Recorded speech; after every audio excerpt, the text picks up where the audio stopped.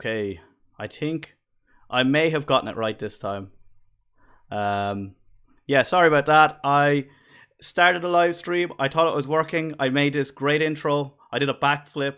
It was really impressive. Um, yeah, I'm not doing it again. I put my back out. So this time I'm gonna sit still and I will let Jhey introduce himself. It is working. Sorry, it wasn't working on my screen now. Oh, hold on. I'm Cool. getting duplicate audio. That's strange. It shouldn't be. I'm getting a lot of I don't have the audio pumped out on my end, so There we go. This should be better now. is it all good? I'm gonna see I have a bit of a delay, but I can Okay. So what I had was the volume on in the YouTube, I think, so it was coming through. That's why I said to use my phone or use your phone, but I didn't listen to my own advice. no. Okay, so sorry, third time lucky. Jhey, you might as well introduce yourself and tell people who you are, what you're doing, and everything else. Howdy all. Yeah, it's kind of weird because it's about a minute behind on here. So but yeah, I think Niall's probably done a pretty good job of introducing me on the meeting details. And yeah, I'm very fortunate he's selected me to come on board and give this little sort of informal workshop and some insight into how I go about creating some things. And yeah, looking forward to kind of doing this. Obviously, I'm relatively active on Twitter. You may have seen me on there. I mean, Niall pretty much publicizes me, so thank you very much for that. And yeah, I'm pretty active on CodePen. They're the two main places you might see my work. But obviously, if you see my face, you probably aren't recognizing that because normally it's a bear avatar. Yeah, and So I was giving out. I was always wanted just to have a bear. Like I was expecting a bear suit or something, over the top. my I've just been cut off though on here, so I can't actually see. Is it everything's still live, right? Yeah, I could. Yeah, I think you're still good. Yep, cool. Yeah, Well, I guess I'm just not going to be able to see myself and make sure I'm not making a mess of things. I'm just going to have that's to all wing right. it. I'll tell you if you start drooling or anything. If the cogs start whirring and the eyes start going, then we're in trouble. For sure. I think you'll be sharing your screen for most of the part as well. Yeah. So I'm happy to jump in whenever you want me to. I Yeah, can. well, I suppose just I know you're going to plug yourself and all the things at the end. Is there recently, I guess, and I suppose this is something I've only discovered you recently enough through Twitter, obviously, when I'm sharing things and everything else. But I suppose anyone that's seen you is obviously like, this is the most amazing stuff ever, and you're like, oh, it's easy. You just have to know this wizardry. Is there anything you like? Is there anything that you think you learned which most people don't learn that really helped you become as proficient in CSS as you have? Um, I don't know, really. It's a kind of a tough one. So I'm just very curious. Like I see something, I want to make it, I want to do it, and I always look for another challenge. So like I'm constantly kind of looking for things to kind of challenge myself. I want to learn stuff. There's also some like ridiculously good communities out there and people that will help. Like I don't know everything. Like I know some people message me saying like, what's this wizardry? Teach me. That I was don't know it me. all. Like like I didn't just wake up and knew it.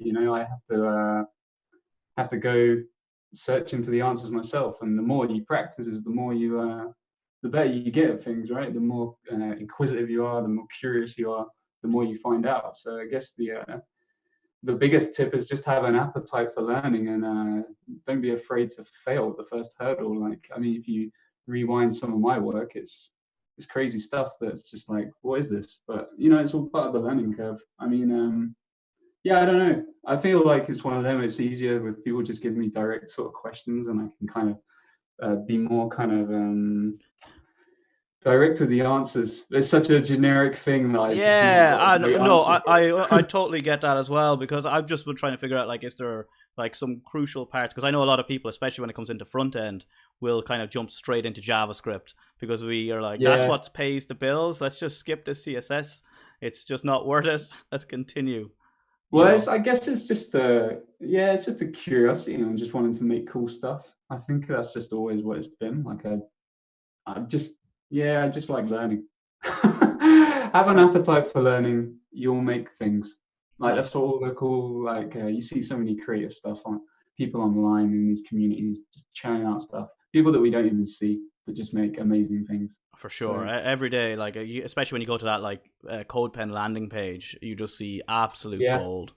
yeah, and people Um, just that we you'll don't even know usually see about. Jhey on the front page of that as well. If you ever just log into CodePen, it's probably like 6 of the 10 things featured are probably his. Yeah, I haven't been doing as many though. I've got some, but they're all kind of like then I'm not allowed to bring them out yet, so they're on their way. Oh, that's cryptic. Now I see why you hide behind the mask. Yeah, yeah. I mean, I got the anyway. The real someone pointed out in the chat, but the real hero is right here. This is the one Jesus, that does this all the coding. I'm just the front nice. man. Yeah, So you're outsourcing it. just a way to add the position in. I'm just checking what the chat says. So CSS is just a way to adjust the positioning of objects on the page and add some colors. What other stuff can it do? Whatever you want it to do. Yeah, Animation, like Jhey, you built an entire authentication system with just I was CSS. about to bring that up. Like that was the joke one, right? We did like I think you should actually show that you've built an authentication system with it. Yeah, yeah, I actually, can I'm gonna jump into the screen share. If you want to share your screen, we'll let you show, I suppose, a couple of the potential things, and then jump into whatever you want to show to people. yeah, sure. You see that? Yeah, I can see that Cool. now anyway. So So I just pumped this we pumped this out quick while we were playing around with the technicals and I just thought I'd do a wave emoji for everyone. So nice. um And you literally did that while you were talking to me as well. yeah. Yeah, this is the one I did like I guess I did it through Twitter. There we go. So I can't remember what this came out of. It was just like a silly conversation on Twitter, which was like, what next for CSS, like rocket science or something. And I loved seeing some people go, you can't actually make authentication with CSS. And just to clarify, because there is probably some beginners out there as well listening to the stream as well. We are joking. This isn't an authentication system, but it is a beautiful animation. Yeah, it's kind of a play on how you perceive authentication, but it kind of is a very rudimentary thing. You know, like if you I don't know, have people that don't really know their way around a computer, you could maybe use it, I don't know, on a local thing. But yeah, the tricks here is like, obviously with CSS, there's all these hidden kind of, well, they're not hidden, they're out there on the docs, but people don't really use them very often. So for instance, this is using, so here we have like just a normal input, but I've got like a pattern attribute on it that says, and the way the pattern attribute works is when well, actually you can see it right here in the code. So pattern password 123 is what I'm using as like the dummy password. And then if you type like anything else in, it goes red because technically it's now in an invalid state. So there's a pseudo selector for that, which is invalid. And then as soon as you hit password 123, it becomes valid. So And does that take a regex or is it? yeah, you can throw pretty much anything at it. I'm just Wow. using there's a great example which is someone did like a Mario Kart kind of thing where it's like a CSS Mario Kart and I think they can type left and right or something like that and it moves. But this kind of plays on that. So once you've hit like, so here I've got a title which acts as a hint. So when you hover over it just says like, wasn't your password 123. And then when you type it in, it's valid now. And now using the sibling combinator, I can say, right, take that SVG. It's not SVG, it's just CSS lock, pop the lock up, switch out to the smiley face, reveal this enter button, and now I can click that. And now I'm in like what looks like a special page, but it's not, it's just a div that overlays an entire thing. And then the logout is a type reset. So the trick around this is everything's in a form. And if you have a type reset, it will reset the form. So technically our auth input will get cleared when we hit logout. So if we hit logout, it clears it, and then we have this "you have been like logged out" thing. And I can't remember how I did that. I think it's how's that? This is Something. really cool because like I genuinely would have just been like, I would have definitely used JavaScript to achieve this. There's like, I wouldn't have thought I could have used it. I didn't know about the pattern for one. Yeah, pattern's So really cool. Like I didn't know about it till like, well, I've known about it a while now, but I can't remember how I did this. There's like a little trick. There we go. Oh yeah, so the trick here is there's another pseudo selector.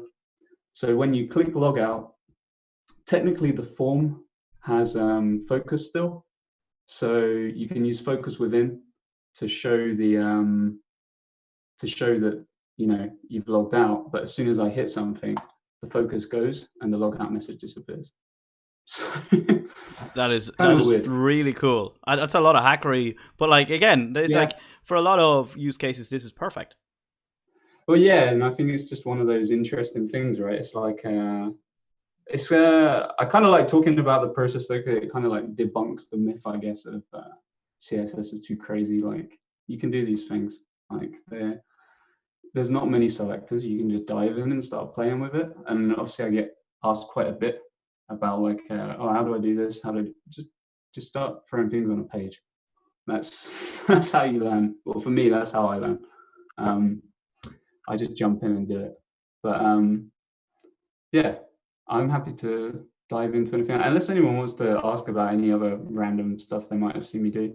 I mean, the CSS drawing stuff is a whole topic on its own. And I think so, because this could easily derail it, because we know people like Chris Dixon and that are in the chat who will happily derail everything because he can.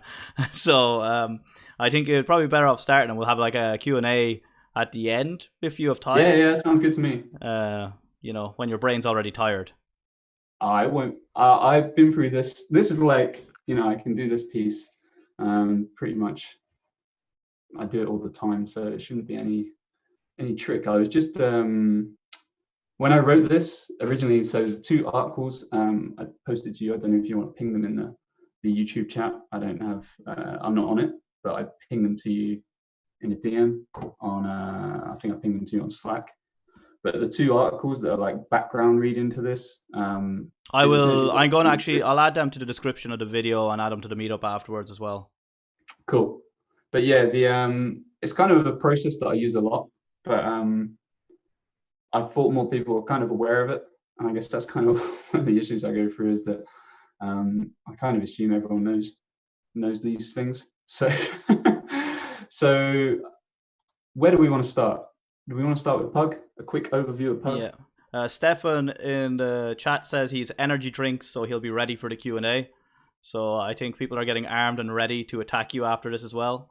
But yeah, let's kick off with Pug. Let's not intimidate you too much. You're on it as well. I'm out of energy drink.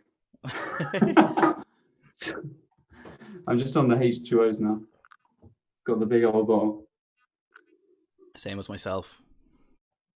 So right, let's dig into Pug. There isn't an auth. Well, I guess I could kind of walk through this dev too. But, yeah, I've never actually used Pug, and I actually avoided it more because I knew you were going to be coming, so I wanted to be as shocked as all the rest of the people. So I'd actually have newcomer questions as well as you're doing it. There's probably a better way to show it off, not in CodePen. Probably make more sense to show it off in an actual like conversion thing like this. So Pug is essentially a syntax indent. It's a syntax that's indent sensitive. I actually learned the other day that this is referred to as the offside rule, which I thought was quite interesting. So obviously that's a football thing. But yeah, if you have a language that's indent sort of sensitive, it's known to adhere to the offside rule. So you learn something new every day. So with Pug, you have it's an indent-sensitive language for creating and generating markup. It's server-side node primarily, but you can use it in the browser. So, for instance, you write a tag with just like that, so you can see it converting to the right, and you can write any tag you want. You know, you can do a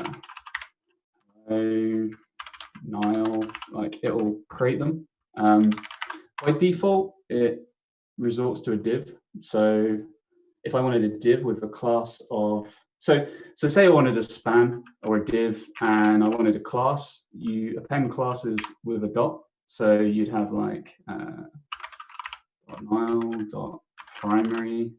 You see it, it's just pumping classes out. If you want an ID, it's just a hash. So you could do like ID Joe or whatever you want to call it, really, ID.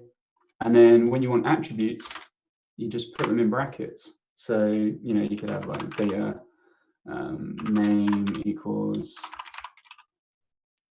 Jhey, and it'll just put all the attributes. The cool thing is that it sorts, when you actually use Pug, I don't know what this online converter is like, but it will sort the attributes and things all for you and make it all pretty, and then it'll do whatever you want with it. You can obviously use preprocessor on your HTML as well, but the cool thing is, like, it resorts to div by default. So if I just wanted to make some classes, so say I have like a box, and then I have like a box handle, I only have to write that to generate like an element with a nested element. It's pretty straightforward. Cool. That's very cool. Now that's just like kind of the brink of what you can do with Pug. When you go a bit further, you can start. So the cool thing is you can basically use ES6 within here. So we could do something like this. And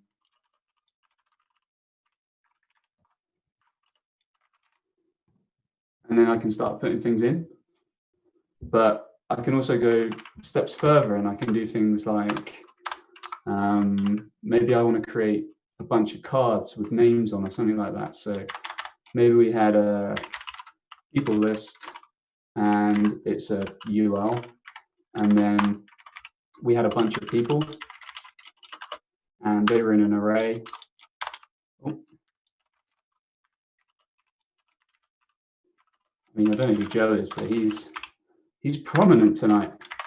Well, if you see my name everywhere, it's Niall Joe Mar. So that's what is subliminal messaging. There you go. So, and then we could do like for person of. Pretty sure this works. Li equals person. That might not be quite right. Might need that.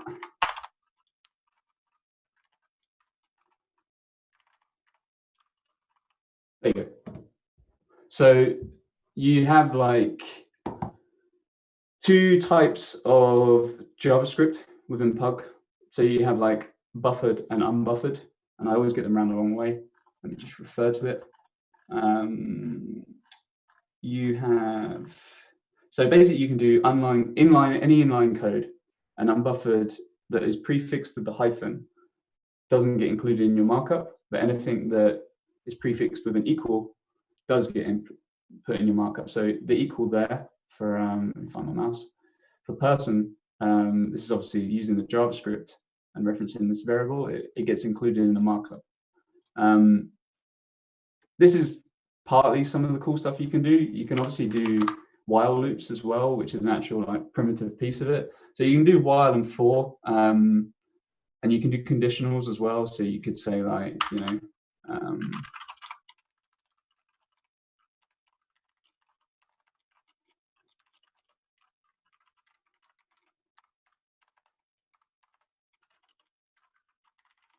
pretty sure I don't need anything for this. So it won't render there, but if I switch out to true, it'll appear. So you've got like all that kind of stuff you can do. Oh, I know why it wasn't doing, right, okay. So the other type of loop, there's while and the while loop. I'll show you the while loop quick. We could do something like limit equals 10. And this will all make more sense when we dig into the actual thing we're going to create. And you'll see why it's quite sort of magical to do this kind of thing. So we could have like while, we'll define a variable. Slack's popping off now. So we could do let I equals 0, and we could say while I is less than limit. Crash the site. Brilliant. I've crashed it. Give it a reload. Is anything some of these denial of service attack or something now they'll think it is, just with how sometimes these generator things just fall over. It's all right, we can come into basically what you have is you can do while loops like you would in normal JavaScript, but you can just pump across like an array and just fire them all out. So we'll try it once more. If it doesn't work, I know it works in CodePen, so we'll be okay. So console limit equals 10. While I is less than, I think that's what's breaking it, right? When I do that. I equals 0, while I is less than the limit. Yeah, that breaks it. Well, that's a bug on their site. Essentially, what you do is, and I have it in here on my article. There's two types of iteration, basically. You can do a while loop like we were trying to do there, and you can just pump things out, or you can do an each, and you can just go over an array. The cool thing is, obviously, you can actually reference a piece of the JavaScript that was unbuffered above. Oh, that's very handy. So that's good for like just that repetitive tasks and generating content. We'll use a bunch of that. And the other parts are, I mean, the more practical parts of using Pug is things like, obviously we have the nested content, which is how it starts, but extends and blocks is a big one. So you might create a layout in your markup, so HTML, head, body, and then you use a block of your content. And then when you actually want to create like a page, you would just extend your layout template with your block of content. So, you know, you haven't got to keep writing all this stuff out or copy paste, which I'm sure is what a lot of people will do once they've got their initial sort of boilerplate of what their HTML is going to look like. Then you can start extracting pieces out and doing like includes. You could create a menu in a different file, include it from somewhere, include it somewhere, so like a layout. So you could include a menu. Inline code we touched on. So this is the part I want to really show, which is how interpolation works. And we're going to do that by sort of running through this kind of example we've thrashed an idea for. So how we can kind of supercharge, I guess, dynamic CSS animations through Pug by making kind of these randomly generated experiences by leveraging sort of Pug's kind of unbuffered inline code. Mixins is another one. It's kind of like functions. It's kind of like includes, but dynamic includes. So we can pass variables into blocks of markup that pump out something. So for instance, here I've got like a mixin of a card with a name and an avatar with a default parameter. And you know, when I actually invoke these mixins, we get these types of pumped out markup. Yeah, and this is kind of what we're going to do. We're going to create some randomly generated stuff. But Pug's pretty cool. It's not used, I guess, a lot by a lot of people, maybe because they don't know it, but also some people just don't like indent-based syntax. But if you wanted to check out this, I'm sure, like Niall said, he'll post it in the description. It will take you pretty much 5 minutes to be comfortable with it. There's not a lot to it, but it's heavily overlooked. Would that cover it enough now? And we can dig into something, actually building something? Yeah, I think these things are always make a lot more sense when you actually build them. Yeah. so you can see them in action. I'm gonna raise your face up here a little bit. You mightn't be able to, you might notice, but everyone else can see you still. So yeah. Yeah, my screen went off. So Yeah, no pressure. what is Picture everyone naked. Isn't that what they say? I'm just catching up on the comments. Love Pug. Good. That's two of us. Yeah, Pug's not hard. It's one of them. Try one of those online editors that actually doesn't crash when you try the features, and you'll see that it's quite simple. I obviously recommend CodePen. I'm wearing the shirt, so. But yeah, so my idea was, we had an idea that I was going to maybe do some kind of GSAPy kind of rocket or something like that, and that was the idea we were going to use here. But building the rocket on this stream would have taken way too long. So we kind of thrashed out this idea that I'd kind of going to create the Twitter balloons. So if not everyone's seen them, because when I said it to Niall, he'd never heard of it. So I've never had a birthday. yeah. So I figured we could do something like this, where we create this kind of balloon shape with Pug, and then we're going to just generate a bunch of balloons that animate from bottom to top, and we're going to use as little code as possible. So I guess we need to start with a balloon.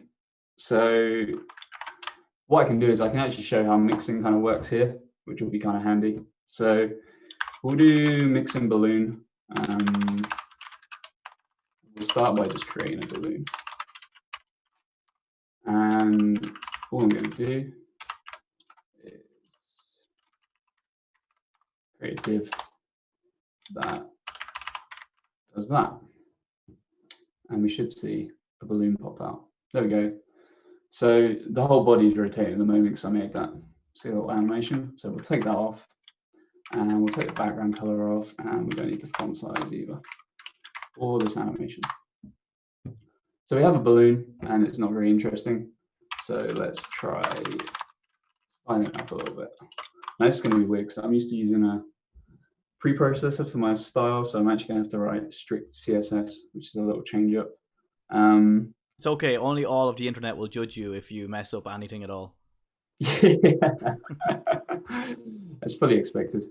So what I'm going to go with viewport units to size these up. I'm going to go with vmin. For those of you that aren't familiar with viewport units, vmin and vmax and vw and vh essentially relate to the viewport size. So vmax is obviously the max size split into 100.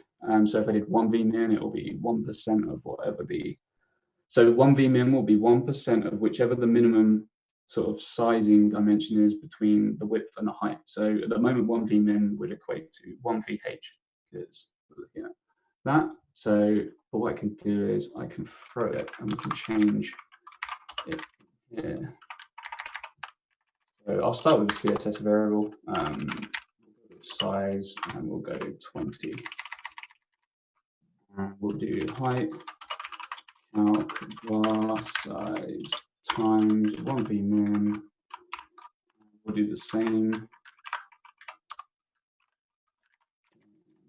width.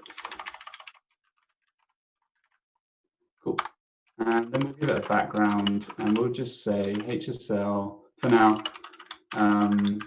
We'll just make it red. Cool. And we will give it a border radius of 50%. I think it might be worth mentioning about CSS variables, because I'm a lot of people might not even use them, because I know myself, say in work I use SCSS. So this abstraction is something I don't actually get to use frequently. Yes, so like I say, you have to hold me up on anything that's I appreciate that, because I'm just used to writing this stuff, so I just absolutely, and that's what I'm just saying. So yeah, CSS variables obviously are quite similar to preprocessor variables.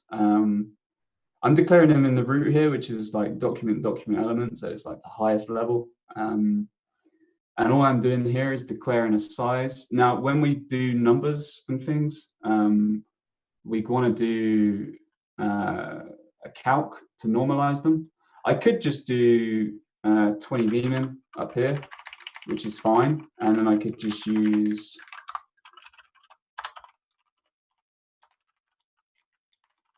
var size like directly like that. The cool thing about not doing it that way and leaving all your coefficients out is that it gives you headroom to change things later on without sort of coupling yourself to your implementation. So it does look a bit verbose in the sense that you're kind of writing calc everywhere. And I mean, I could do this. I could do like desired size 20 and then do coefficient 1b min and then do this calc var desired size times var coefficient and then just directly use var size. That's probably a better way, a nicer way to do it. But the idea is that when you write these variables, you want to make them kind of as reusable as possible. So you don't want to like stitch yourself up later down the line. So like if I tied everything to pixels and then later on decided I want to change it, it could be a maintenance sort of nightmare, especially when you start like trying to interpolate different variables when you're doing the calc. I can't remember which article it was, but when CSS variables kind of dropped, this was one of the big tips from, I want to say Leah Veru. That's the name that springs to mind. But it was a case of like, try to leave the unit values out. Well, that was the takeaway I got. Leave the unit values out because you're going to save yourself with further down the line. But yeah, that's kind of what we're doing here. We're kind of trying to extract as much as we can out into variables. And then when I want to come back and change this, I don't have to go humming through all the code. Obviously, at this smaller level, it's like, I'm only using it twice here at the moment. And this is like a much scaled down kind of demo. But on like a big site, you might have something like, you might have your color hues or something like that, or like a primary color, and you might have it, I don't know, HSL, something like that, and then you might want to use it across the board. And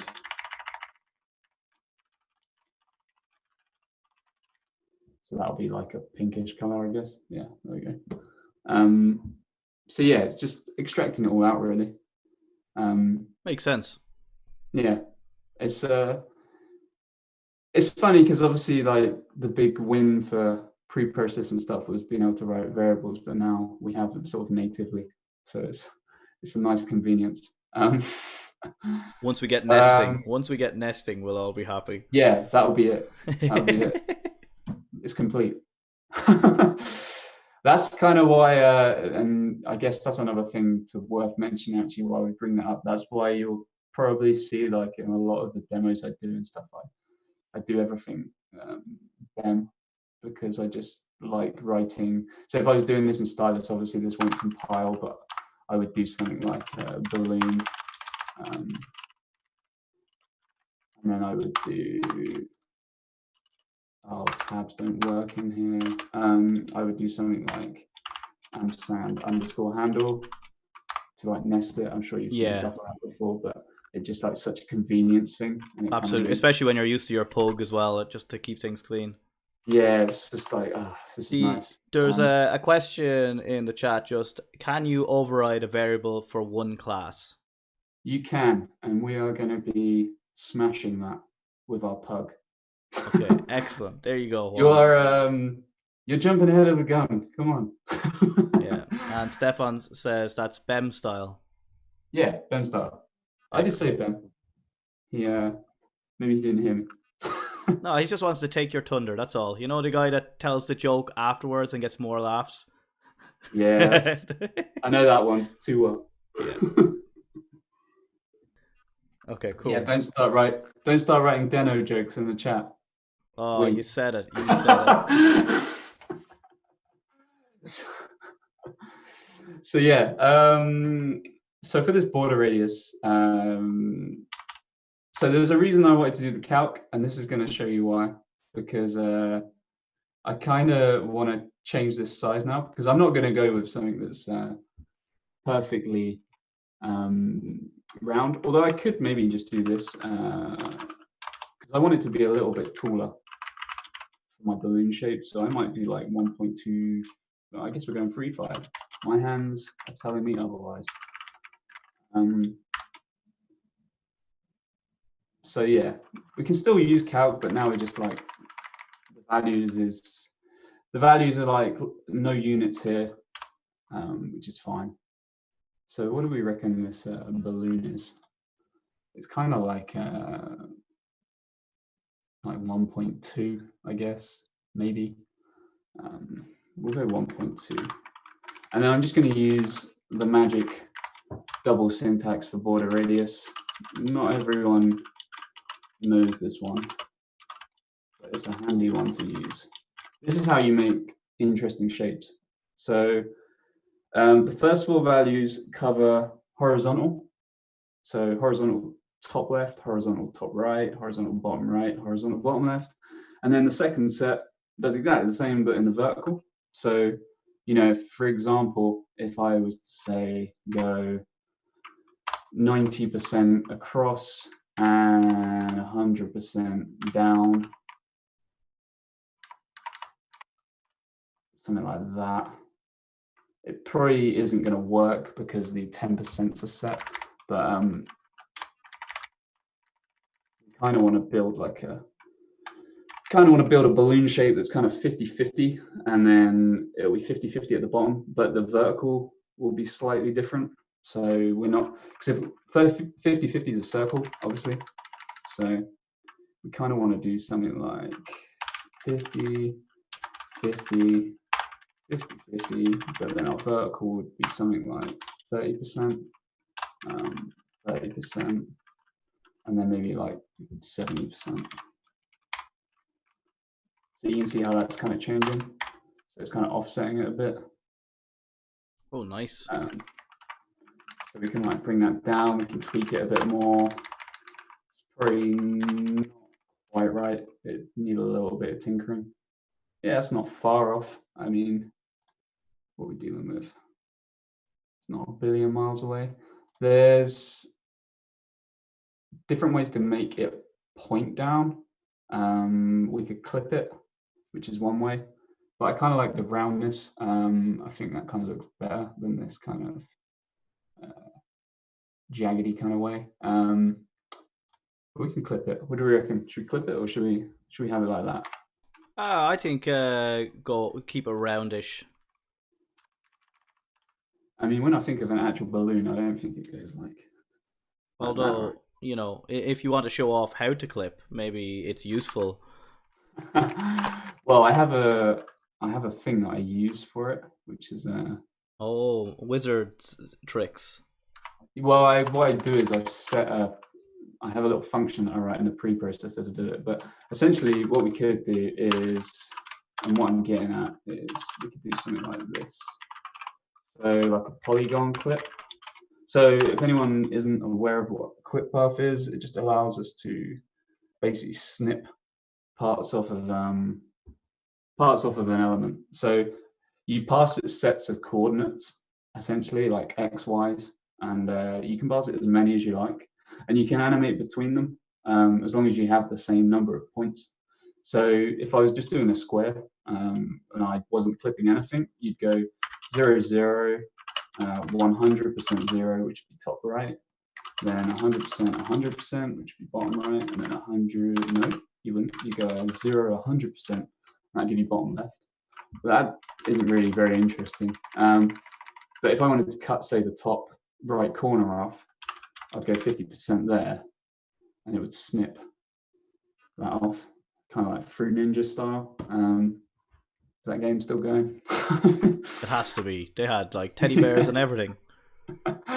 So I'd probably go something like 100, 0, and then I'd probably go down to roughly where we were.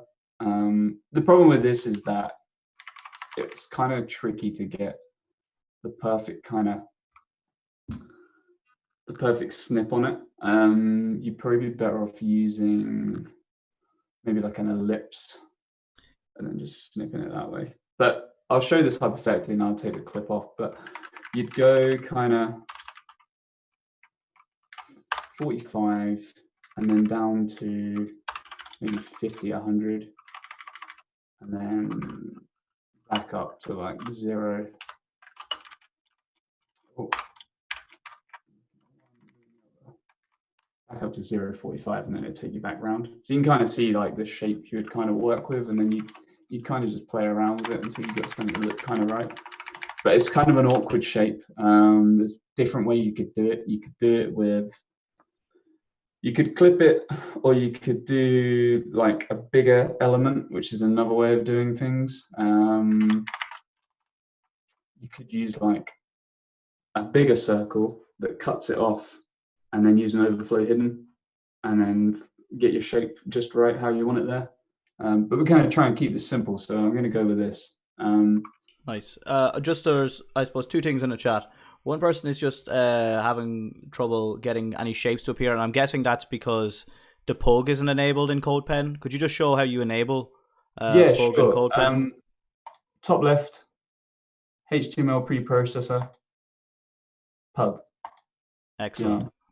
And then Stefan was wondering, is this does the clipping? I think he's talking about the clipping anyway. Does the clipping work in all Safari and everything? It works across the board. The only thing is sometimes you have to use, if your auto prefixer does it, but it needs -webkit prior, like prefixed, and that's Safari. I think that's just iOS as well.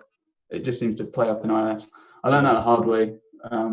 I've noticed that even with TextClip as well, you have to use WebKit as well. Yeah, but if you've got a prefixer, it should do it. But obviously, there's different types of clip paths. So you have like insert, you have circle, I believe, and then there's polygon and ellipse. I think they're the ones. But yeah, they can save you a bunch of time. There's a really good tool for it. I've got 2 options here actually.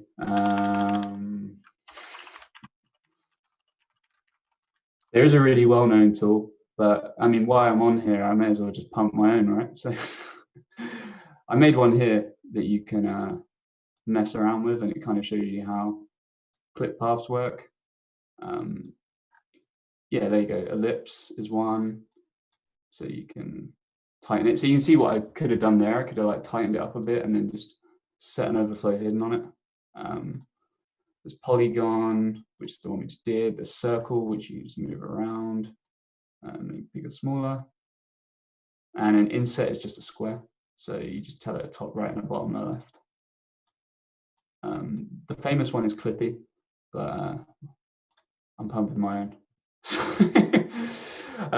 Is that like the same as Clippy.js or Clippy that was in Windows? A little paperclip follows you around, tells you how to do shapes.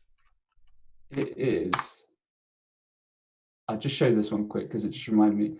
So this is something else you can do with clips. This is what I was on about, the animated clips.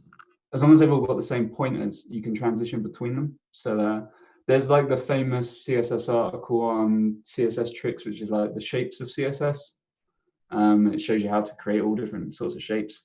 And this was one that I was like, oh, that's a good opportunity. I'll do the clips of CSS. So I just took it and created this, but you can transition between them all. So this is just clip path on the same element, but it's kind of showing you all the different kind of shapes you can make, and you're able to transition between them. That would be very trippy with some audio. Yeah, it's kind of got that like beat. Oh, what's the game called? Like, I know what you're on about, but it's kind of the lights, and it just needs a bit of a.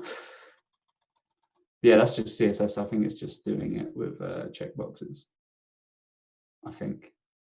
Yeah, it's just a form and some checkboxes. So, and some labels to just iterate through, and then that's a type reset. So, the tool that I was mentioning is this one. So, oh, that's not it. It's called Clippy. There is Bennett Freely. And it's this one. So he has like a whole bunch of different things you can make. And you can just add pieces to it. There you go, there's the support. Not in IE, but everything else. Yeah, enough of clip path. Let's make this balloon, right? So we kind of got a rough balloon shape. Kind of feeling that we could make it a little bit better. Let's meet in. So I'm thinking we could use like a radial gradient to add a little shine to it. Although it's just going to get complicated if I do it like that. So let's just do a pseudo element.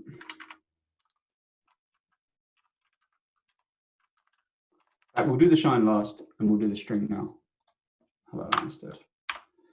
So we'll call it balloon handle. I'll tell you what's strange. Coding along with no noise. That's feels like I'm taking an exam or something. Yeah, it is an exam of sorts, I guess. You feel free to throw in your headphones or whatever else. We'll just. No, it's cool. This feels like I feel like someone's going to walk behind me and look over my shoulder and make sure I'm not cheating. But so if I do, so I'm just positioning it here in the center so I can work on it.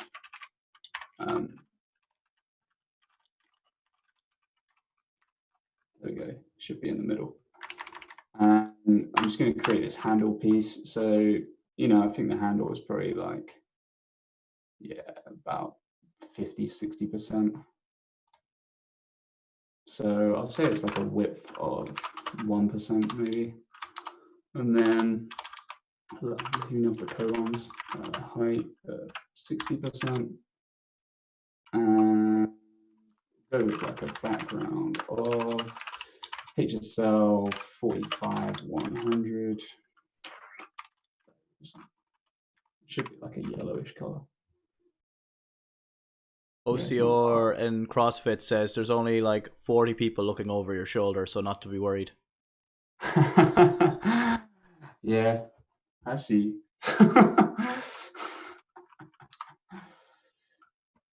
Yeah, it's not terrifying at all, don't worry.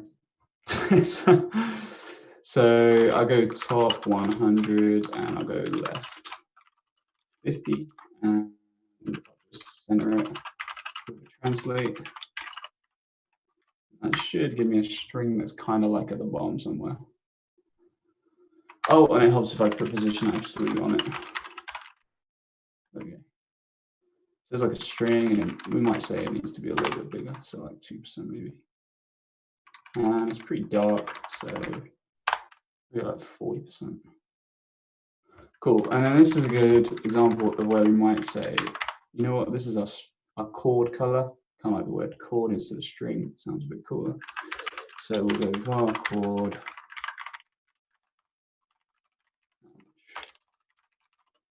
Shove that in there.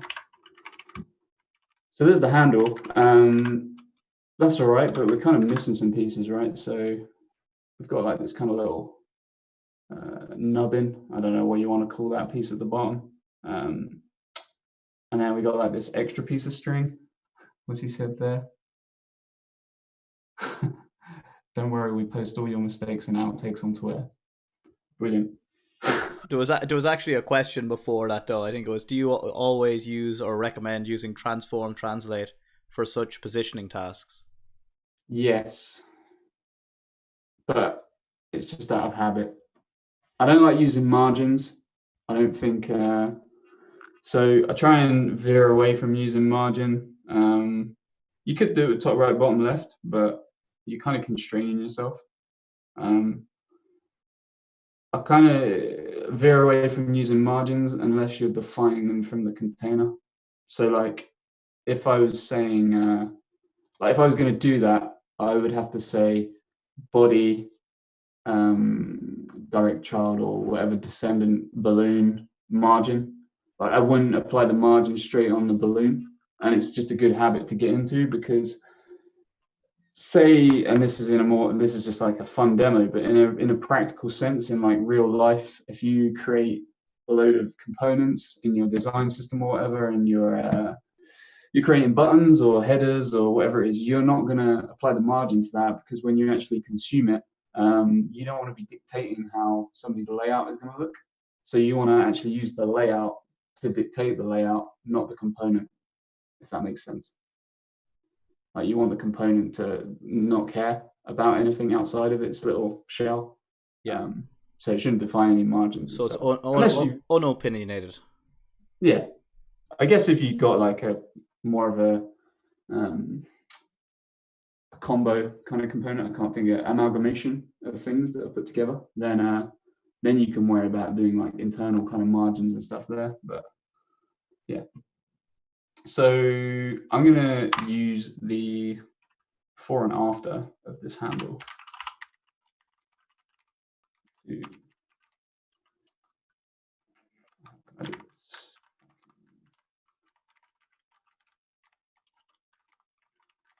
like this.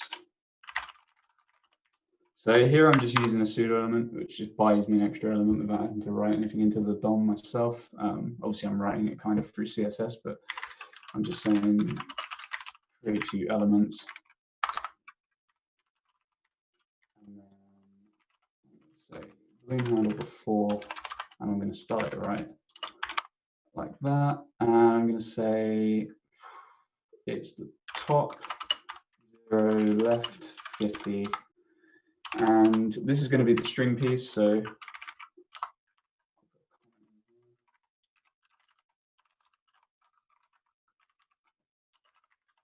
not maybe. And this is going to have a background of that chord piece that we said about earlier. And it's going to have a width of like 300% and a height of, I don't know, 10%. Let's see how that looks. It's disappeared though, which is never a good sign. Where is it? Give it a save and a refresh. What's happened here? Everyone wants to see how to debug CSS as well, right? Absolutely, because everyone always gets it correct the first time, all the time. So this is more realistic. Is it because the position isn't relative? No, it should be okay. Absolute works the same. So absolute will still. Oh, I see what's. No, I don't see what's happened. All right. Well, obviously something has broken it.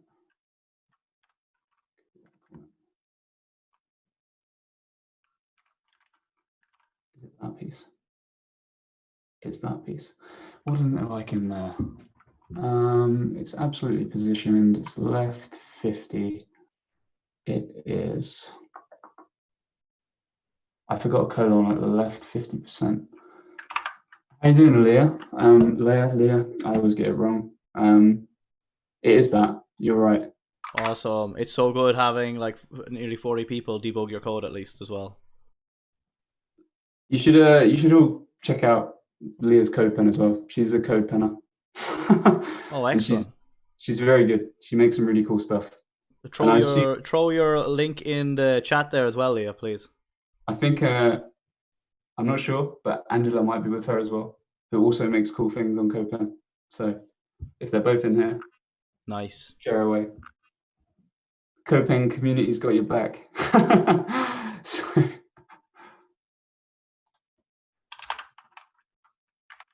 disappeared now. Although we're on a delay, so I'm probably like, oh, they've aired me, but they haven't. So yeah, you think you have an awkward silence, but you actually don't. Yeah. So if I translate that across, that should look pretty right. So yeah, we need to make it a bit wider. Well, that looks very good, yeah. And then we chuck a little border radius on it. And we're going to use that like double syntax again. So I'll go like 25%, 50%. I mean, it's so small that you probably won't see it down there, but that's fine. And then we just need the little bit, which is going to be the same pretty much, but it's obviously going to use the color. So after, and top will be whatever that height is, so 5%. And we could variable this up as well.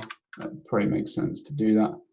Go 700, and we'll make it primary color. So that gives us like our little balloon shape. And then obviously there's some pieces here that we could factor. So pump that in there. And I think it's most of it, to be honest.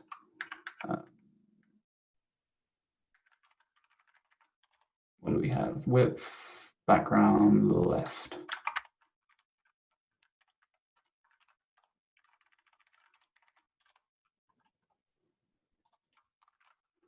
I'm not going to OTT. I won't do the alphabetizing it and all that. But so there's our like basic balloon, and we haven't got any CodePen handles come up. I'm disappointed. Maybe they left the chat. They're like disgusted at that missing semicolon. They're like, oh, can't support this guy. This guy's amateur. Why am I even here? That's fair. That's fair. I learn from my mistakes. Understandable. So the other idea I had is to do a little kind of shine on the balloon. So kind of gonna go with another pseudo element here. Only one. That looks interesting. And we could say like, I don't know, width 20% and height of 20%. See, this is where I'm used to not writing colons or semicolons. So that's where I'm getting caught out. Like stylus is what I normally use, and it kind of lets you get away with anything. So I've never used stylus, so I heard absolutely fantastic things about it though. I think Scott Talinsky and that was going on about doing his new site with it as well. Yeah, it's lovely. So it's kind of like you can write brackets when you want, and you don't have to write them when you don't want, and you just get away with things. You can obviously use like a linter on it or something, but yeah, it's pretty cool. Quite a bit with it. So yeah, so there's like our shiny piece, and if we said like, I don't know, top of 10 and left of 15, let's see what that puts that. Kinda 50%, let's make it a circle. And then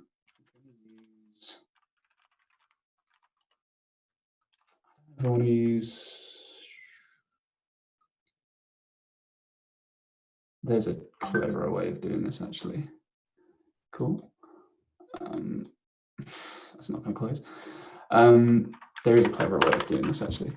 So if I do the 4 as this, stick it up above, that should go under, yep, cool.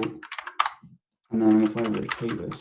So it's my fault that the CodePen stuff didn't come through. I just realized that it automatically flags any links and things. So you're more loved than you think, okay? So people are listening to you. Angela is in here as well, cool. Yeah, absolutely. So if you want to send it directly over to me or link it on Twitter, I will put it into the chat, or I'll actually link it in the description as well. I'm sure Jhey doesn't mind sharing some of his CodePen space and links. No. There's some cool stuff, so. Excellent. Or I'll just share it in the chat as well. Excellent. So there you go. That's why.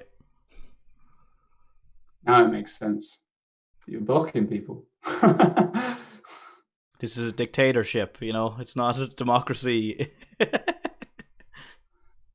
So I could, I'm just thinking of different ways I could do this. So I could do like could do an overlap or something. I mean, this one's just a little round, so I mean, we can just go with that. If I was properly sort of digging into this, I would probably go as far to start messing around with it and like trying to do overlaps and cut pieces off, but I don't think we need to do that. So I'll just call it shine, and I'll use HSLA, and we know this is going to be 0 saturation, but 100% brightness, and I'll give it like a alpha of like 0.75.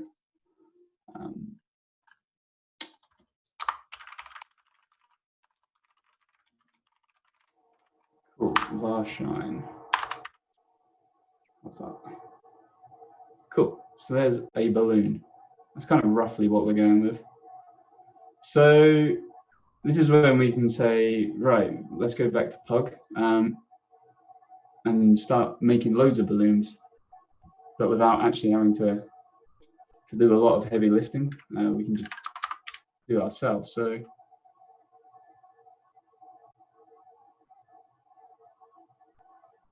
yeah, you can do it that way. I love the way people are writing out links phonetically though, because you're the gatekeeper.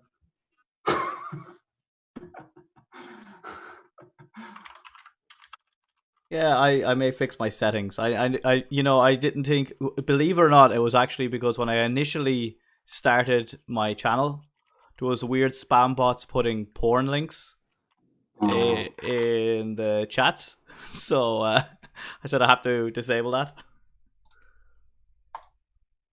So if you see now, the while loop works in here. So I wasn't kidding when I said it works. So what I'm doing here is I'm just saying while b is less than 10, create a bunch of balloons. So I'm creating 10 balloons. Why have they just disappeared? That's interesting. They were there, then they disappeared. What happened? Give it a reload. Yeah, they're there. So I have 10 balloons, which is all right. It's not very interesting though. So what we can start doing is generating sort of variables for each. So what I tend to do is I'll create some kind of like randomizing kind of function. So I might call it like rand min max, and this will be like math.floor math.random times max minus min plus 1 plus min. I think it's something like that. It normally does it, and then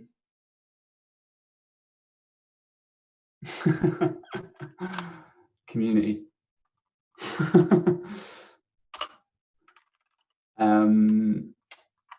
So I might say that x equals rand anywhere between 0 and 100, and then I'm going to pass it into our mixin. So we have x up here, and this is where the kind of magic piece comes in. So because we can use ES6 and we can use template literals and we can do all these kind of things that we want to do, what we can do now is just start letting CSS kind of power our layout and our markup and how it all behaves. So if we do like a style and do a template literal and then create a new variable, like an inline CSS variable, and give it x, and we can see in the markup what's actually happening. So if we jump over into here, you see we've got like x. I'll pump this up actually. Oh, that's really cool. Oh, wrong piece.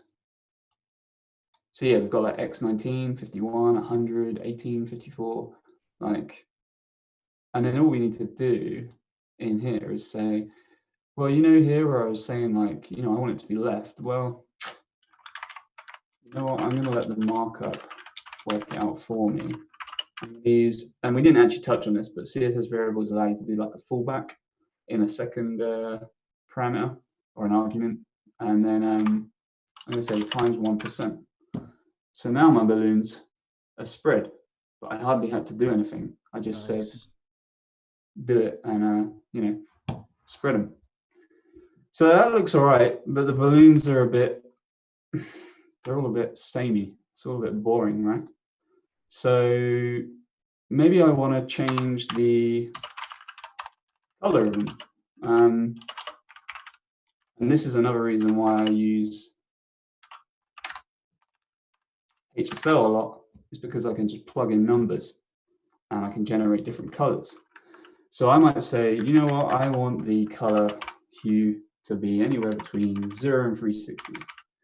So I come up here and I create another one and I just say, you know what, H, and it gets a bit kind of repetitive, I guess. There's probably a better way of spreading this, just spreading the prop straight out or writing a little function to do it. But then I can come in here and then I can say, do you know what, this primary color, and this is where it comes back to, someone asked about this earlier, you can create scoped variables for different classes by overriding it. And this is how we kind of do the whole overriding for specific classes. So now we can say, you know what, HSL var H default to red, 100%, 50%. Let's see what that gives us. So now we have different color balloons. And you know, we wrote like 3 lines of code, but each time we reload this, we're going to get different. Well, sometimes it caches it, sometimes it's a bit funny on CodePen, but we'll get like different sets each time. So that looks kind of cool, but they're still kind of all the same. But the one thing that we did have here was we were doing sizing. So we had this desired size, and then we had this actual size. And this is why I was kind of saying along the lines of just keeping the size in here. So what I'm going to do is I'm going to change it back. Well, I don't need, I guess I could get away with this actually. Let's just do that. So I'm going to put the size in here. In fact, I could have just copied that completely over. But I'm going to take a new one called S, and I'm going to default it to 10. And you'll see that they're all smaller now because obviously the cascade and the scope changes it. So now I could be like, right, you know what, I want a size thing. We could do, I mean, we could do anything in here. We could go to 100. This will be like huge ones and little ones, and we need to actually pass it in. That's going to help.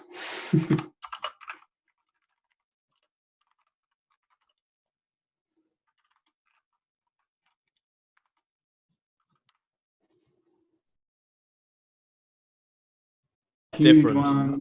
Yeah. So now we start like, and this is where we can just like make a couple of changes here, and now we have like all kind of stuff. So like maybe 5 to 50. And the cool thing is like, you know, it's responsive. Like things are going to move how we want them.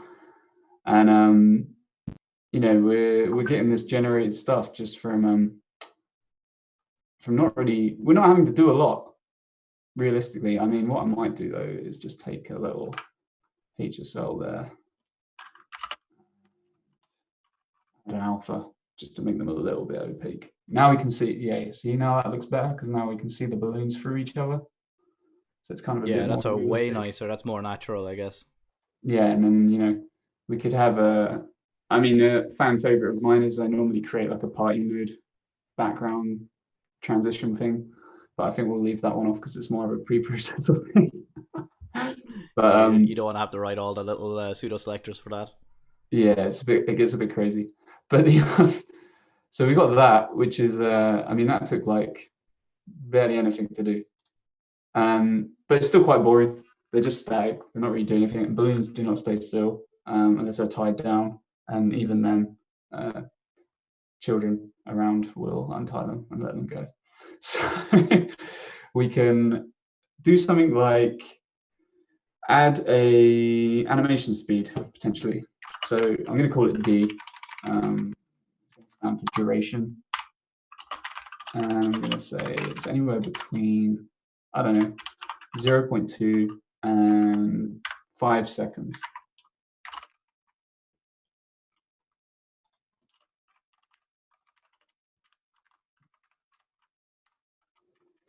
So there's D, and then we just need to make an animation. So our balloon will go float, and we'll normalize D in here, and we'll just say 1 second default, and it will be infinite, and it will be linear for the start. We'll play around with it after, and I'll just put the keyframes at the bottom. We'll say from. Where it's going to get interesting, because obviously I was doing this. But this is quite a cool thing. If you don't know that you can do this, because some people aren't aware of this, you can obviously you can chain translations. So we could do something like, I don't know, 100 VH, and then take me up to. I've never used chaining translates ever, so this is actually pretty cool to see. Yeah, it's really handy, and not a lot of people realize you can do it.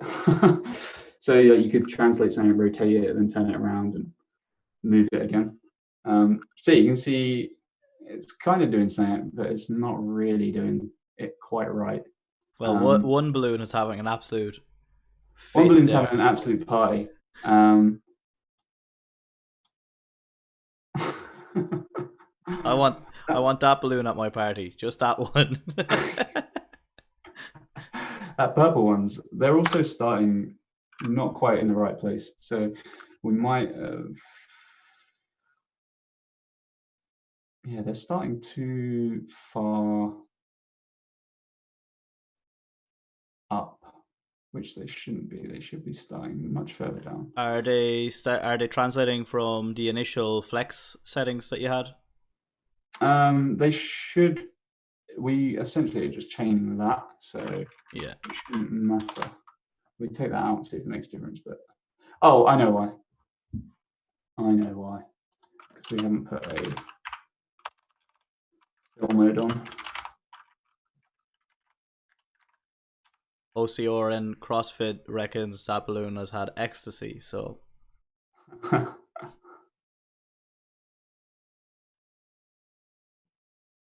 They still don't seem to be quite doing the right thing, which is interesting.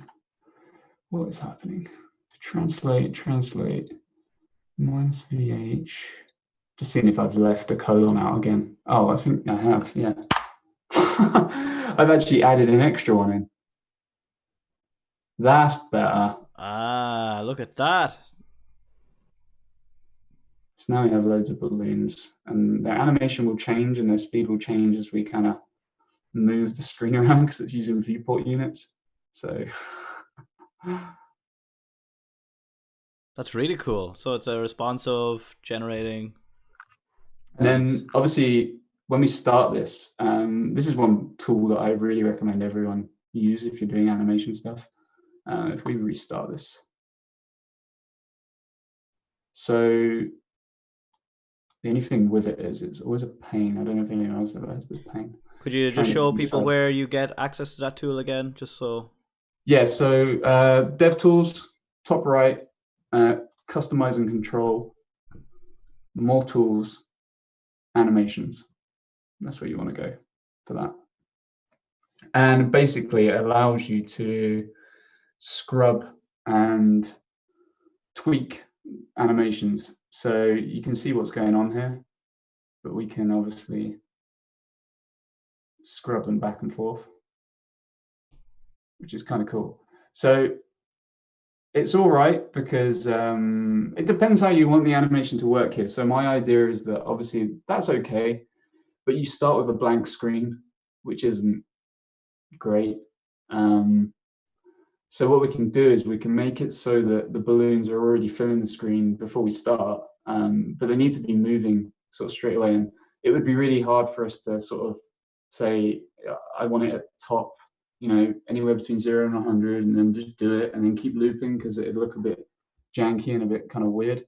So what we can do is we can add another variable, and we just take our duration and we'll just say it will be, well, this will be, I'm just going to call it delay. We should have been more verbose in the start, but we'll say rand 0 and D, and then we'll pass that in. And obviously, we could have renamed these a bit better, but it's fine.